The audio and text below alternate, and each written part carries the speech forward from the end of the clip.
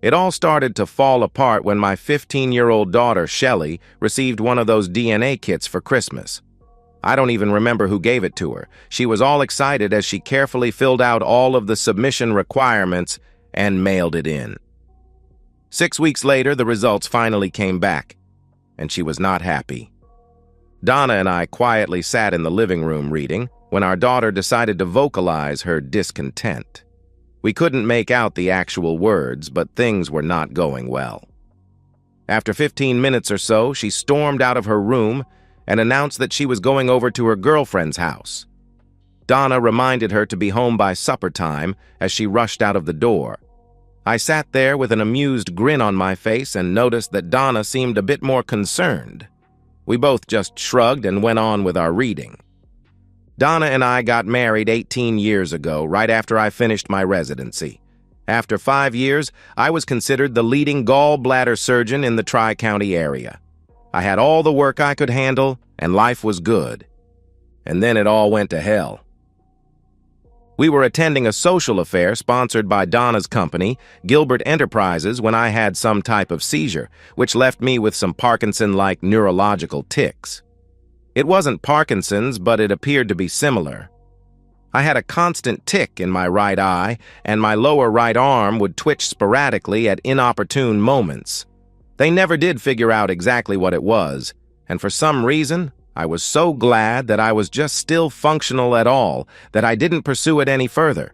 My days as a surgeon were over, however, so I found a new position as a radiologist. 9 months later, Shelley was born. Things seemed to move along as well as could be expected. I was not happy with my new affliction, but I was still fully functioning in most areas. I did very well in my new medical position, and the compensation was still quite adequate. My home life and my intimate life did not suffer. In fact, Donna seemed to be a bit more accommodating. She turned into a sort of Stepford wife. I figured that she felt a bit guilty because I had my seizure while we were at one of her company functions. In any event, I was enjoying her extra attention, so I didn't complain. I truly loved the woman. We lived that way for 15 years. Donna? Any ideas why Shelley got so upset about the ancestry thing? I have no clue. I do think that it is best if we just let it slide. I am sure that she will get over it in a few days, no matter what it is. Something about the way that she said that did not sit right with me. I got the feeling that she was trying to divert me away from it without looking obvious. I just smiled and nodded my head. I didn't get much reading done the rest of the evening, but I did a hell of a lot of thinking. I tried to relate Shelley's attitude with anything else that might be going on, but nothing popped up. Other than the normal squabbles that all families have, we were in good shape. No money difficulties, no problems in the bedroom, and definitely nothing that could relate to our daughter. I had to get a look at that DNA report. Donna left for work at Gilbert, and Shelley went to school. I stayed home. I found what I was looking for in her study desk drawer. Donna's family is mostly Irish, and mine is mostly Scottish with a bit of German tossed in. It seemed that Shelley was 48% Eastern European. I had to laugh a little at the poor quality of the report. As I read further, I noted that there was a list of close matches. Of course, Donna's name was right up top, but my name was nowhere on the list. There were also a few names of relatives from Donna's side of the family, but none of mine. I guessed that the only people that would show up on the list were people who had actually had their DNA documented. Donna, Shelley, and I had ours done 5 years ago as part of an annual physical. Mine should have been on there if Donna's was. I was starting to get concerned, and then I noted a strange name high up on the list. Teresa Haugen was a 46% match. Who the hell was Teresa Haugen? Dr. McCall, this is John Terrell. Yes, John. Good to hear from you. Is everything okay? Yeah, no problems. I still have that damn twitch and the eye tic, but other than that, I am fine. However, I have a small question. A few years ago, you took DNA samples from all of us for our medical records. Could you check something for me? What do you need? I am trying to figure out if there are any glitches in the DNA results between Shelley and myself. Glitches? What do you mean by glitches? Look, doctor, this is embarrassing, but I am trying to find out if Shelley is my biological daughter or not. I don't want to stir up any trouble. I just need to know. Oh, Pardon my French, John. You know you have access to all those files. You could check it yourself. I know, but I would prefer if you did it. Let me pull up the files and I will get back to you, okay? Give me an hour. Thanks, doctor. I really do appreciate it. I think that Donna could tell that I was troubled. Dr. McCall verified that I was not Shelley's father. I did not tell Donna. For the last 3 days, I have been trying to figure out what I wanted to do. I was surprisingly calm about the whole situation, and I was able to think about it without blowing my cool. It took me several days to locate Teresa Haugen. For some reason, I assumed that she would be about Shelley's age, and I felt like I was a stalking pedophile. I finally found her in the white pages under a listing for Malcolm Haugen. Malcolm was my age and lived in Westchester. I assumed that she was his daughter. Malcolm agreed to meet me Saturday morning at a Denny's in Exton. I'm not sure that he knew who I was, but I detected a bit of apprehension in his voice. He was early. I was on time. We exchanged formalities. Malcolm, I don't remember ever meeting you before. Have you ever lived in Redding? That brought a slight grimace to his face.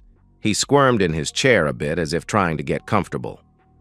I worked for Gilbert Enterprises about 15 years ago or so. I believe we met at one of the company functions back then. I left Redding right after that. He seemed relieved to have said it, but still a bit uncomfortable.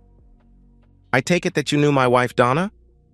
It was a question phrased as a comment. He didn't answer, he just nodded. Do you know why I am here? Not exactly, but I have a good idea. The few moments of silence were stressful. What took you so long? I just found out. More silence. He let out a deep sigh. I was young. I had been drinking too much, and I was caught up in the moment. I know that that was no excuse, and I know it was wrong. I think I caved into the peer pressure more than anything else. Donna, your wife, was one of the most fascinating women I had ever met. I knew she was married, but nobody seemed to care at the moment. Who was nobody? He was still squirming a bit. The 3 of us were from the engineering department, Freddie Springer, Clayton Mankey, and I. Donna was being extra friendly with all of us, and we were having a great time.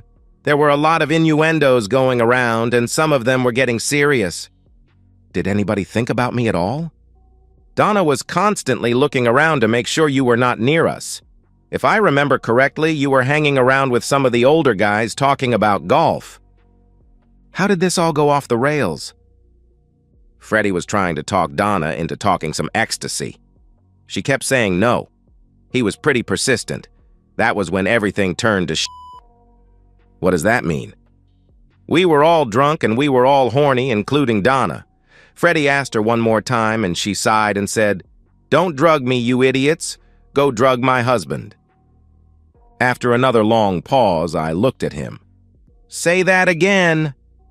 She said, "Don't drug me, you idiots. Go drug my husband." That simple phrase has haunted me for the last 15 years or so. It was so cold and so calculating that I couldn't believe it. What happened next? I asked. A few minutes later, Freddie took you a drink. You fell asleep on one of the lounge chairs and we all went upstairs. It was when we came downstairs an hour later that we found out what happened to you. What do you mean? I asked. It seemed that you had a bad reaction to the drug Freddie gave you and they had to rush you to the hospital. Donna didn't even know about it until after you were gone. I didn't say anything. First thing Monday morning, I quit Gilbert's and moved back home to Westchester. I got a new job, got married, and now have 3 kids. I have never been back to Redding. I never saw Donna again. I have always regretted what happened, and I am truly sorrowful. I don't know what else I can say or do. I had the waitress bring us a full pot of coffee. Malcolm, have you ever had one of those ancestry tests done? No, but my daughter Teresa did a few years ago. Anybody else in the family? No, just her. She got it as a present. Why do you ask? Your daughter Teresa and my daughter Shelley are half-sisters. I watched as Malcolm sat still, not breathing. He finally blinked his eyes and let out a big sigh. I watched him for a few moments until he got some tears in his eyes. His head was slowly shaking from side to side. Are you okay? No, I'm not. The worst night of my life just got worse. I can't believe this is happening. This is going to ruin me and my family. I tried so hard to not let anything like that happen again, and then this one comes back and bites me in the back. How much worse can it get? We sat quietly for several minutes. Malcolm, what happened to the other two guys? Freddie got killed in a crash on the Schuylkill Expressway. Clayton is an alcoholic and lives in a church rectory in Fishtown. I haven't seen him in years. Malcolm, I want to thank you for your time and your honesty. I am not looking for anything else, and I have no desire whatsoever for revenge or retribution. You can relax. I won't be coming after you or exposing you. That is good to hear. But there is another problem here. What about or should I say, my daughter? What if she figures things out and wants to have contact with me? What am I supposed to do? I don't want to hurt or embarrass anybody. Any suggestions? I'll help you any way that I can. I won't initiate anything, but if it comes up, I will be on your side whatever happens. I am not a vindictive man. I am not happy with what happened, but I am not going to ruin my life dwelling on it. Just in case, you might want to prepare your wife so that you don't get caught flat-footed. My everyday life became miserable. Every time my arm twitched or my eye blinked, I was reminded of my wife's treachery.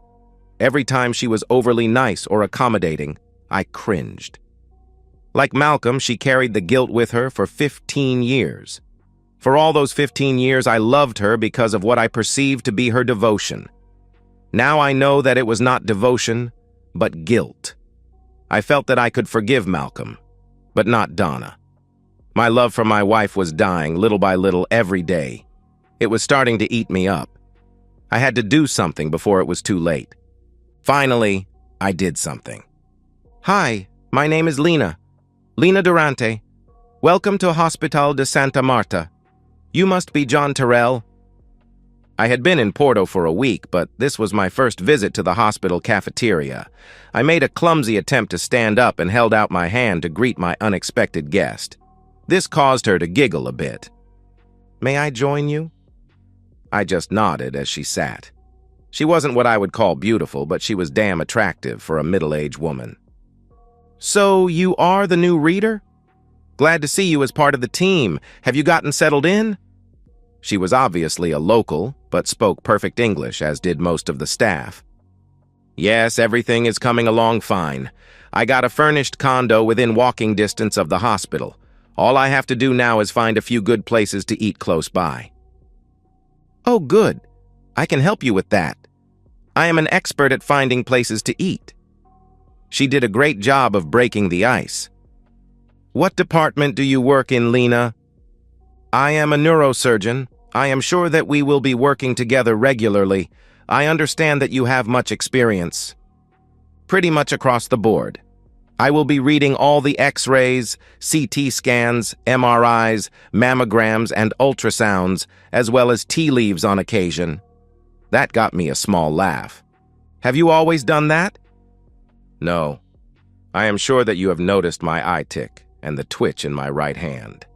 Before my affliction, I did laparoscopic gallbladder surgery. Switching over to radiology allowed me to continue working. I feel that I am still able to contribute. What exactly was the affliction?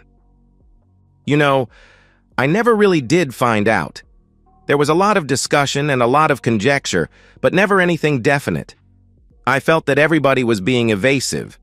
I tried pinning it down a few times and got frustrated, so I just quit. Enough chit-chat. I have to get back to work. I get off at 6. I'll pick you up here and we will explore your first dining experience. You're working straight days, right? I smiled and nodded. Lina Durante was unmarried. I didn't ask why or explore the subject further. After a month, I was comfortable enough with her to explain my marital status. The fact that I was still married did not seem to bother her. 2 weeks later, she started staying overnight at my condo. Life was good. I had no contact with my wife or my daughter. My relationship with Donna got cooler and cooler before I left, although she kept trying to keep it together. The problem was all on my side. She tried to get me to explain what was wrong, and I never did. Shelley became completely withdrawn. I tried to keep that relationship going, but she killed it. It got to the point where we barely talked at all. She never explained what her displeasure with me was. I didn't ask, but I think it was pretty obvious that it was connected to that damn DNA test. I didn't tell Donna that I was leaving. I simply left her a power of attorney to sell the house and took half of our savings. She had a good job and would have no problem supporting herself and Shelley. I am sure that she would end up selling the house. I also left my wedding ring. Let her figure it out. Donna never tried to find me or contact me. If she did know where I was not aware of it. John, I set aside a time slot to see you at 9 a.m. Friday in my clinic. It's a routine thing, so don't get too excited about it. Lena was trying to be casual. That doesn't make sense, and you know it. What is going on? It's the eye tick thing, John. I just want to check it out a bit. Don't you think that you should get an ophthalmologist? Dr. Perez will be there. He is the best we have. We are not going to do anything. Just look around. Lena, I don't trust you. I know bull when I smell it. Just shut up, John. Be there at 9. Well, Dr. Perez was not there. There was an anesthesiologist there, however, and before I knew it, I was fast asleep. Lena was sitting on my bed when I recovered. She was grinning at my obvious displeasure. Are you mad at me, John? I didn't quite feel like talking, so I just grunted at her. It didn't take long for me to figure it out. I no longer had the eye tick or the hand twitch. I held up my right hand and stared with amazement. It was rock steady. My hand immediately went up to my head and Lena started laughing as I felt around for bandages. There were none. It's laparoscopic, John. You of all people should have figured that out. I gave her an idiotic stare as if to question her. Up your nose, you idiot. And she laughed again. Over the next few months, I worked with the surgical department to get recertified. I decided to stay with the radiology department and just fill in if any gallbladder surgeries were required. Everybody was happy with the new arrangement. Lena and I moved in together, and things went very well over the next 2 years. I think she would have liked to get married, but under the circumstances, she didn't want to push it. It was a warm summer afternoon, and I was sitting on the veranda with a bottle of Lancer's Rose. John, you have a guest. Lena paused for a moment. I'll be going down to the market for a while. She didn't wait for an answer. Hello, John. It's been a long time. It had been almost 4 years since I saw my wife. She still looked good, but a little tired around the eyes. Donna, you are looking well. Can I get you something to drink? The wine looks fine. She sat while I fetched a glass. We were silent for several moments. We chatted about the house, the weather, and her flight over. Finally, I couldn't stand it anymore. Donna, why are you here? What do you want? I just wanted some closure. I want to wrap things up so we can move on. I need a few answers, and I feel that you do too. You refused to talk before. I think I understand why. I just need about 30 minutes or so. You flew 15 hours to talk for 30 minutes? I had to do it face to face. Okay, go ahead. After a year, I figured that you were not coming back. I sold the house and got a small apartment for Shelley and myself. This is a check for half of the house. She placed it on the table between us. I filed for divorce by abandonment. That took a year, but it is done and it is clean and clear. You are now free to do as you please. She placed a second document on the table. Shelley is engaged to be married in a couple of months and asked me to give you this invitation. She was hoping that you would be able to give her away. She completely understands if you decide not to do it. She realizes that her behavior was inappropriate the last few months and apologizes for it. The invitation joined the other papers. I wanted to thank you for the checks that you send to Shelley's college account every month. It really made a big difference. Under the circumstances, I didn't expect it. That one caught me by surprise. I never sent any checks. I did have an idea where they came from, however. Of course, I was hoping to find out exactly why you left, but I will understand if you refuse to tell me. If you still decide not to say anything, can I at least answer any questions for you?